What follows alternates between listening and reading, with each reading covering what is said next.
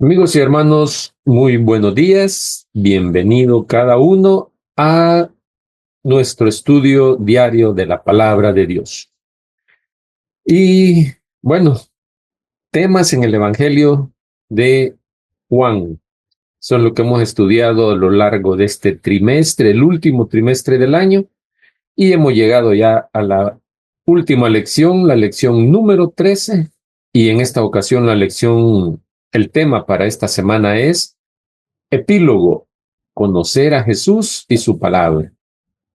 Si es que vamos a tener una oración antes de poder ya entrar de lleno a lo que es el estudio de, de esta mañana, de este día.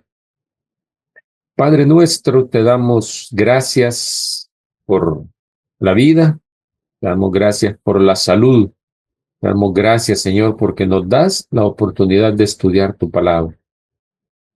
Gracias, Señor, porque a lo largo de estos 12 semanas, Señor, que hemos estudiado, hemos aprendido mucho a través del Evangelio de Juan. Que tu Espíritu Santo pueda ayudarnos a poder recordar lo que estudiamos durante esta semana, durante este trimestre, y que, Señor, el día de hoy también en este estudio pueda acompañarnos tu Espíritu Santo y que pueda instruirnos, que pueda enseñarnos, que permitamos que el Espíritu Santo cumpla esa función en cada uno de nosotros. Acompáñanos, Señor, y bendice a cada uno de aquellos que estudian con nosotros, que a diario se conectan, conectados con el cielo. Y gracias, Padre, porque a través de este medio podemos predicar tu palabra. Bendícenos, Señor, bendice a cada uno, Señor, que nos acompaña. Oramos, Padre, en el nombre de Jesús. Amén. Bien, para hoy, domingo 22 de diciembre, llegamos ya a la última lección de este trimestre. Domingo 22 de diciembre, encuentro en Galilea. Se titula el tema de este día. Tiempo pasa rápido y llegamos ya al final del trimestre. Llegamos ya al último estudio de este trimestre. Mucho aprendizaje tuvimos durante los 12 estudios anteriores y aprendizaje que debe ayudarnos a realmente conocer a Jesús, para que de esa manera pues conozcamos también al Padre, ya que a través de Jesús Él nos muestra al Padre. En algo tuvo que haber cambiado nuestra vida en el estudio de este trimestre, de estos 3 meses, y de esa manera poder afianzarnos más de Dios y afianzar más nuestra salvación. Juan 21, 1 al 19 es el texto bíblico para el estudio de hoy.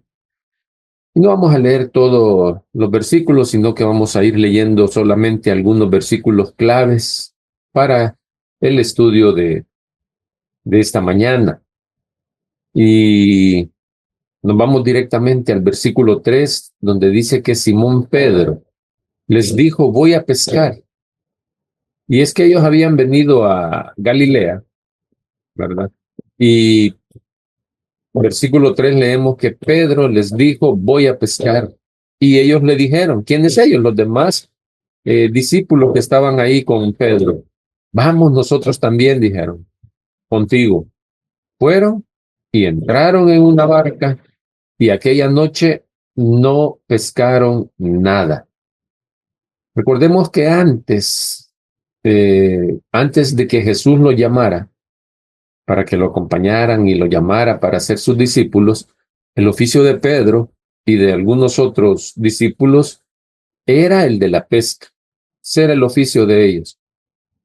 Y en esta ocasión no es que Pedro estuviera, o que los discípulos más bien estuvieran renunciando a la misión que Jesús les había encomendado, sino que habían llegado a Galilea porque Jesús les había citado a ese lugar para tener una reunión con ellos.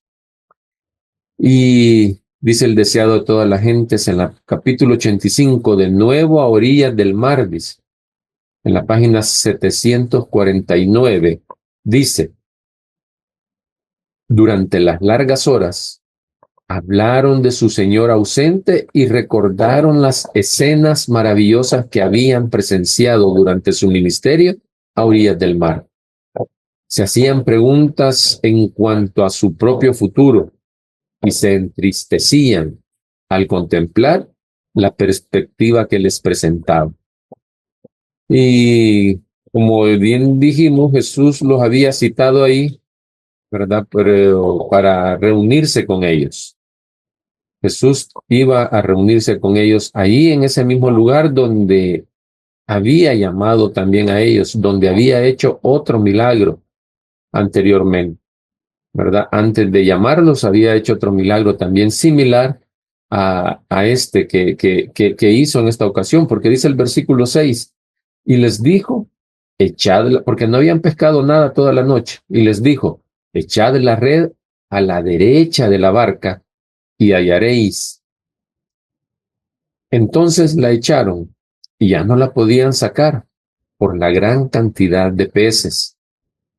Aquí se puede sacar una lección de fe y es porque Jesús les dijo que echaran la red a la derecha de la barca, a su derecha.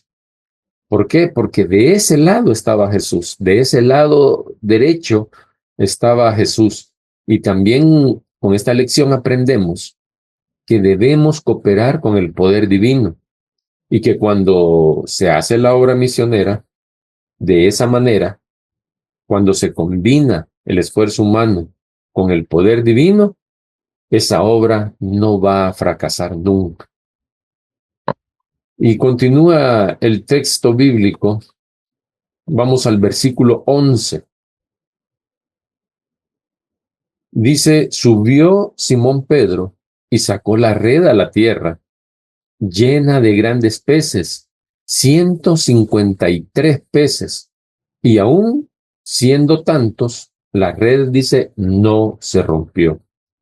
Como siempre, Pedro actuando rápidamente, ¿verdad? Reaccionando rápidamente como era su característica, porque Jesús le había dicho que trajeran los peces, ¿verdad? Los demás peces y Pedro rapidito salió, reaccionó y fue y trajo los peces, ¿verdad? Y como se puede ver, los habían contado, en esta ocasión habían contado esos peces. Hay algunos por ahí que hablan y que mencionan que quieren dar, le quieren dar un significado, un simbolismo a este número. Y como ejemplo, hay algunos que dicen y se refieren únicamente al número 3, ¿verdad? Y dicen que hace referencia a la Trinidad, pero eso debemos dejarlo claro y que en ninguna manera debemos buscar interpretación de este número porque no hay otra referencia o en otro texto bíblico que haga referencia a este número donde nos diga qué es lo que podría ser, ¿verdad? Por lo tanto, pues en ninguna manera debemos buscar eh, el simbolismo que representa, ¿verdad? La interpretación de este número.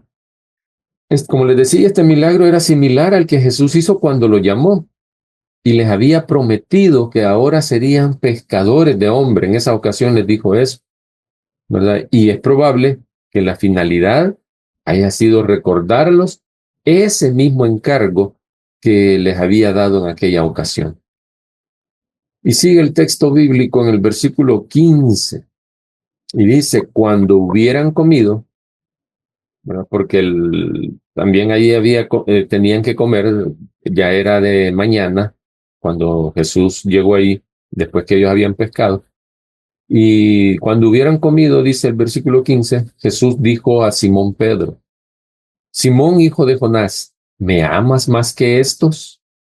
Y le respondió Pedro, sí, Señor, tú sabes que te amo. Y él le dijo, apacienta mis corderos. Volvió a decirle la segunda vez, Simón, hijo de Jonás, ¿me amas? Pedro le respondió, sí, Señor, tú sabes que te amo, le dijo. Pastorea mis ovejas, le dijo Jesús. Y el versículo 7 vuelve a decir la tercera vez, Simón, hijo de Jonás, ¿me amas? Y Pedro se entristeció, dice que le dijese la tercera vez. Y es porque Pedro pensó que Jesús estaba dudando de la respuesta que él estaba dando. Y le dijo, ¿me amas? Y le respondió Pedro, Señor, tú lo sabes todo, tú sabes que te amo. En esta ocasión Pedro no le dijo sí, sino que de una vez le dijo, Señor, tú lo sabes todo. ¿Verdad? Pedro estaba recurriendo a Jesús que sabía perfectamente y conoce nuestros corazones. A eso, eh, a eso recurrió Pedro porque estaba triste, porque pensó que Jesús estaba dudando de lo que él, de la respuesta de él. Por eso es que no le dijo ni siquiera que sí, sino que le dijo, tú lo sabes, porque sabía que Jesús puede ver lo que hay en nuestros corazones. Y Jesús le dijo nuevamente, apacienta mis ovejas. Y aquí es donde esta reunión con Jesús y los discípulos se pone interesante, se pone más interesante. Recordemos que hay un amor ágape, que es el mayor de todos los amores, es el mayor de todo, el más grande. Es un amor incondicional. Y este es el que Jesús usó en sus primeras dos preguntas. Ese es el amor que Jesús, el significado del amor que Jesús usó en las primeras dos preguntas. Si lo amaba con un amor condicional, ¿verdad? Y en la tercera pregunta Jesús usó el amor filial. Ese es el otro amor, el amor filial. ¿Verdad? Es decir, que le preguntó Jesús si lo amaba como a un amigo, ¿verdad? Y ese amor filial únicamente es movido por las emociones, ¿verdad? Por una emoción o por un amor espontáneo. Y a ese se refería Jesús en la tercera pregunta, ¿verdad? Y ese es el que Pedro usó en sus respuestas, ¿verdad? Cuando él le dijo, sí, te amo, ¿verdad? Ese es el que Pedro usó. Y es posible que estas tres preguntas de Jesús se relacionen o se relacionaran con las tres negaciones que Pedro había hecho de Jesús cuando los habían crucificado hacía algunos días. Tres veces el apóstol había negado a su Señor y ahora se le daba la oportunidad de confesarlo tres veces. Luego es de hacer notar que que las respuestas de Pedro son en un tono humilde en esta ocasión, porque ya la arrogancia, ya el orgullo, aquello que Pedro tenía, ya no existía más en el carácter de Pedro, ¿verdad? Pedro ya había cambiado su carácter. Pedro había demostrado frente a los discípulos ahora que estaba arrepentido de haber negado a Jesús y ya no era más aquel discípulo petulante, aquel discípulo engreído, orgulloso, del cual Satanás se había aprovechado, de lo cual Satanás se había aprovechado para vencerle, de ese carácter, ¿verdad? Entonces es un mensaje para cada uno de nosotros con nuestro carácter, que debemos cambiar nuestro carácter también de la misma manera que lo hizo Pedro, ¿verdad? Por eso yo siempre he dicho que no es válido decir yo así nací y así me voy a morir y nadie me va a cambiar como soy. No, aquí vemos el ejemplo en Pedro. Pedro cambió su carácter. Pero entonces, por lo tanto, nosotros también podemos cambiar ese carácter. Si es que somos orgullosos, podemos dejar de ser orgullosos con la ayuda de Dios, ¿verdad? Entonces, así como Satanás venció a Pedro a través de su carácter, ¿verdad? Y recordemos que Jesús le había dicho que Satanás lo iba a pedir para zarandearlo. Así como zarandea el trigo, le dijo. Así ha pedido Satanás para zarandearlo, ¿verdad? Entonces, ahora la gracia de Dios lo había redimido.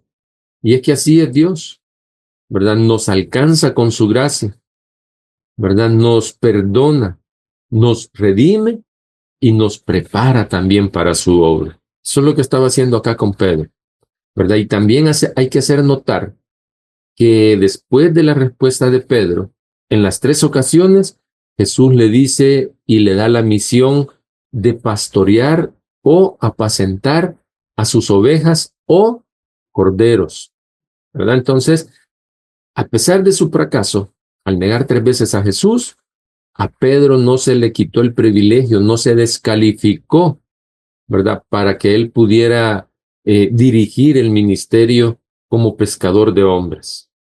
Ahora ya estaba preparado Pedro para confiársele la grey. Así es el amor de Dios, ¿verdad? Así es la gracia de Dios. Tenemos un Dios de segundas oportunidades, segundas y más, ¿verdad? Oportunidades.